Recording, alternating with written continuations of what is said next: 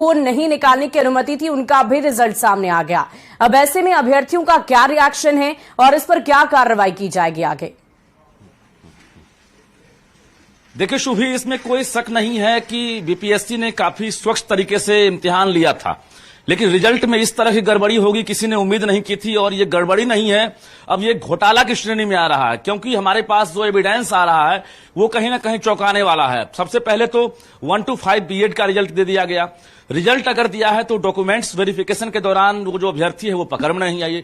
और दूसरा मामला भी पश्चिमी चंपारण से ही जुड़ा हुआ है, जहां उत्तर प्रदेश के चितरंजन कुमार जो 9वीं और 10वीं के सामाजिक विज्ञान में रिजल्ट पाए हैं, यानी वो रिजल्ट लाने में एक तरह से कामयाब हो गए, क्योंकि उन्हें अधिकार नहीं था 2011 और 2019 में जो एसटीईटी पास है वही जो है 9वीं और 10वीं के लिए इस बार शिक्षक बहाली में फॉर्म भर सकता था। ये रूल था, क्योंकि बिहार में उस वक्त डोमिसाइल नीति लागू थी, और जब डोमिसाइल नीति लागू थी तो दूसरे प्रदेश के बच्चे इसमें कैसे फॉर्म भरे। अब रही बात फॉर्म भरने के बाद, न तो उसका फॉर्म रिजेक्ट किया गया चितरंजन कुमार का, और उसके साथ साथ जब बीपीएससी ने वेरिफिकेशन किया उस वक्त भी ये चितरंजन कुमार पकड़ में नहीं आया कि सामाजिक विज्ञान का जो अभ्यर्थी एसटीईटी का सर्टिफिकेट दिखा रहा है ये फर्जी है या सही है। अब इसके बाद रिजल्ट जारी हो गया। रिजल्ट के बाद पश्चिमी चंपारण में इसने डीवी भी करा लिया, डॉक्यूमेंट्स वेरिफिकेशन भी हो गया, और यहां पर भी सफलता हासिल कर ली इसने। और इसके बाद इसे बतौर ट्रेनिंग के लिए लेटर भी दे दिया गया। इससे बड़ी हैरानी क्या होगी कि जब अयोग्य अभ्यर्थी, फर्जी अभ्यर्थी जब सफलता हासिल कर रहे हैं और पूरा विभाग, शिक्षा विभाग, बीपीएससी मौन है, तो निश्चित रूप से सवाल है, और सवाल कई है।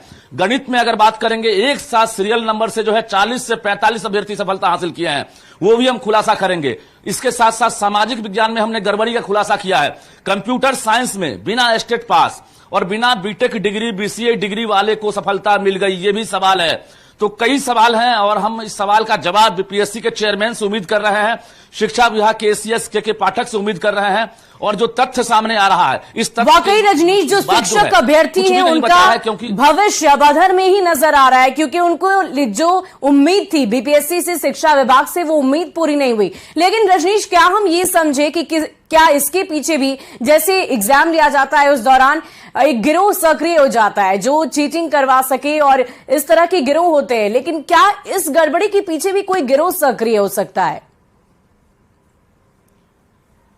बिल्कुल गिरोह सक्रिय होगा, आपने सही कहा। और हम बता दें आपको कि शिक्षा विभाग ने यह इशारा दिया था कि डॉक्यूमेंट्स वेरिफिकेशन के दौरान आयोग ने भी कहा था कि वैसे अभ्यर्थी पकड़ में आएंगे, लेकिन अब तक कहीं से भी कोई गिरफ्तारी की खबर नहीं आई है, ना ही डॉक्यूमेंट्स वेरिफिकेशन के दौरान रिजेक्शन की खबर आ रही है। तो सवाल तो उठेगा ही, क्योंकि बिहार में मेरिट घोटाला जो है साफ तौर से दिख रहा है, और जो बिहार के जो योग्य अभ्यर्थी हैं, जो मेरिट में एक तरह से जगह बना पाते, उनकी जगह पर जो है एक तरह से हकमारी की गई है। उत्तर प्रदेश या बाकी प्रदेश के जो लड़के हैं जो हाई स्कूल और +2 के लिए योग्य नहीं थे, उनका सिलेक्शन हो गया है। अगर ये टीचर बनते हैं तो निश्चित रूप से सवाल उठेगा, और शिक्षा विभाग इस सवाल का जवाब शायद ना दे तो और भी शक पैदा होगा। जी बहुत बहुत शुक्रिया रजनीश, हमारे साथ जुड़ने के लिए, तमाम बातचीत के लिए। और बड़ा सवाल तो यह है कि शिक्षक बहाली में अब गड़बड़ी पर जवाब कब तक मिलेगा, कब तक इस तरह की गड़बड़ियां होती रहेगी, और जो योग्य शिक्षक अभ्यर्थी हैं उनके भविष्य का आखिर आगे क्या कुछ होगा। तो सवाल कई हैं, और देखना होगा कि बीपीएससी और शिक्षा विभाग की तरफ से कब तक इस सवाल का जवाब मिलता है। और देखिए,